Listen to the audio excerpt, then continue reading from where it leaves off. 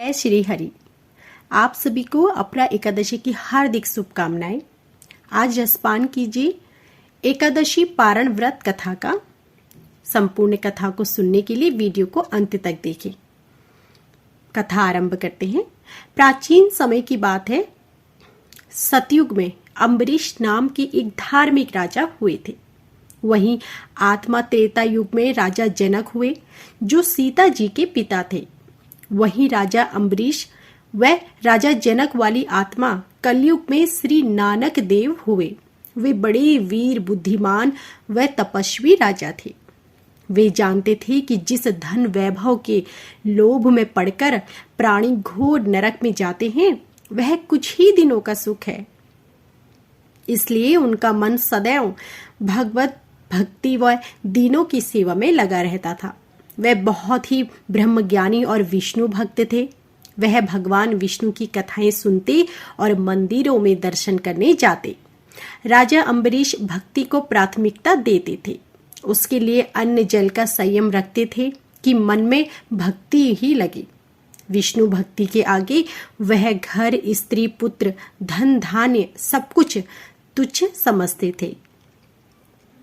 एक बार भगवान विष्णु को प्रसन्न करने के लिए उन्होंने साल भर पत्नी सहित एकादशी का व्रत रखा। कार्तिक मास में व्रत जब समाप्त हुआ तो उन्होंने 3 दिनों तक उपवास किया। विष्णु भगवान का पूजन किया। ब्राह्मणों को 60,000 गौओं का दान दिया। संत महात्माओं को दान दिया और उन्हें भोजन करवाकर संतुष्ट किया। अम्बरीश जब ब्राह्मणों को भोजन करवाने के पश्चात पारण करने लगे तो उसी समय दुर्वासा ऋषि अतिथि के रूप में वहां आ गए।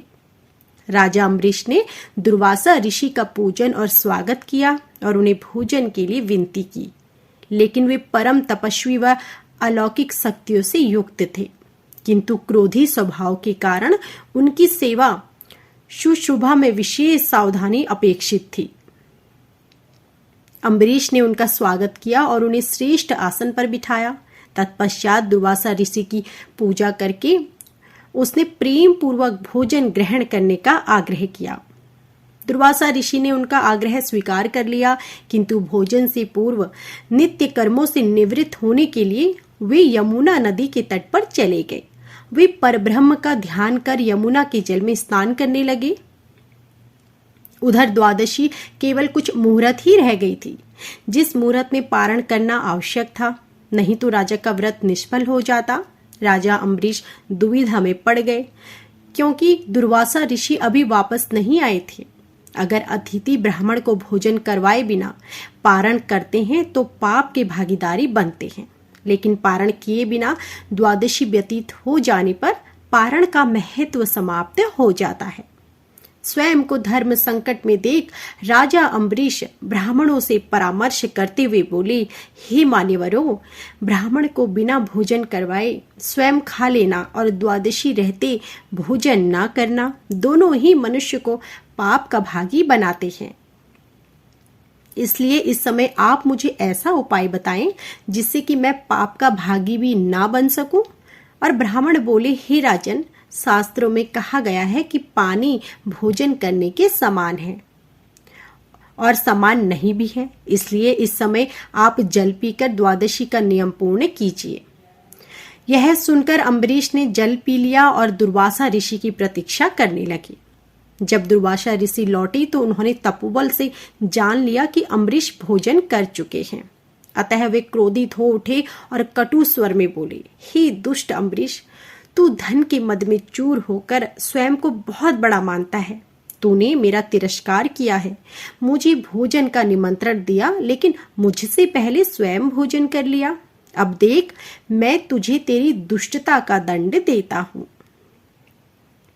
क्रोधित दुर्वासा ने अपनी एक जटा उखाड़ी और अम्बरीश को मारने के लिए भयंकर और विकराल कृत्या उत्पन्न की।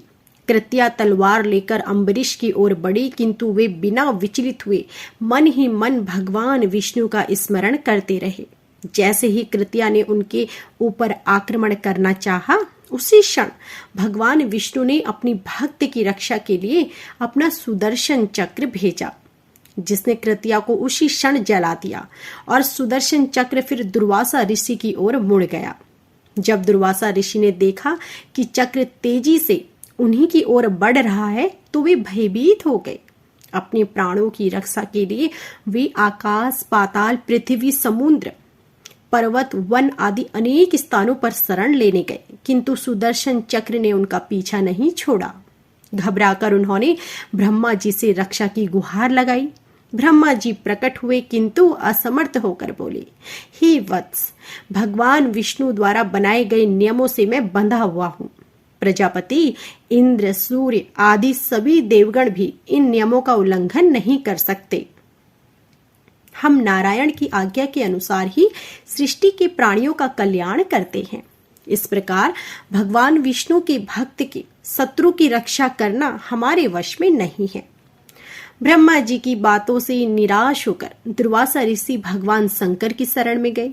पूरा वृतांत सुनने के बाद महादेव जी ने उन्हें समझाया, ऋषिवर, यह सुदर्शन चक्र भगवान विष्णु का शस्त्र है जो उनके भक्तजन की रक्षा करता है। इसका तेज सभी के लिए असहनीय है, अतः उचित होगा कि आप स्वयं भगवान विष्णु की शरण में जाएं। केवल वे ही इस दिव्य शस्त्र से आपकी रक्षा कर सकते हैं और आपका मंगल हो सकता है। वहां से भी निराश होकर दुर्वासा ऋषि भगवान विष्णु की शरण में पहुंचे और उनकी चरणों में सिर नवाकर दया की गुहार लगाई। आर्त स्वर में दुर्वासा बोले, भगवान, मैं आपका अपराधी हूँ। आपके प्रभाव से अनविज्ञ होकर मैंने आपके परम भक्त राजा अम्बरीश को मारने का प्रयास किया। हे दयानिधि, कृपा करके मेरी इस दुष्टता को क्षमा करें और मेरे प्राणों की रक्षा कीजिए। भगवान विष्णु कहने लगे, तुमने वास्तविकता जानते हुए भी मेरे भक्तों को कष्ट पहुंचाया है। मेरे भक्त मुझे बहुत प्रिय हैं। तुम्हारी रक्षा का एक ही उपाय है, तुम राजा अम्बरीश से क्षमा मांगो। यदि वह तुम्हें क्षमा कर दे तो समझो तुम्हारी रक्षा हो गई। वह बहुत दयालु है और धार्मिक राजा है, वह तुम्हें जरूर क्षमा कर देगा। दुर्वासा ऋषि राजा अम्बरीश के पास पहुंचकर उनसे क्षमा मांगने लगे। आपके अपमान के कारण भगवान विष्णु का सुदर्शन चक्र मुझे जला रहा है।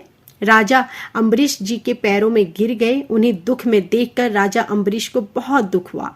भगवान विष्णु के सुदर्शन चक्र को शांत करने के लिए राजा अम्बरीश ने स्तुति की। स्तुति सुनकर सुदर्शन चक्र शांत हो गए और वापस लौट गए। दुर्वासा ऋषि भी सुदर्शन चक्र के ताप से मुक्त होकर सुखी हो गए। दुर्वासा ऋषि ने राजा को आशीर्वाद दिया और कहने लगे, आप धर्मात्मा और दयालु हैं। आपने मेरी दुष्टता को भुलाकर मेरी रक्षा की।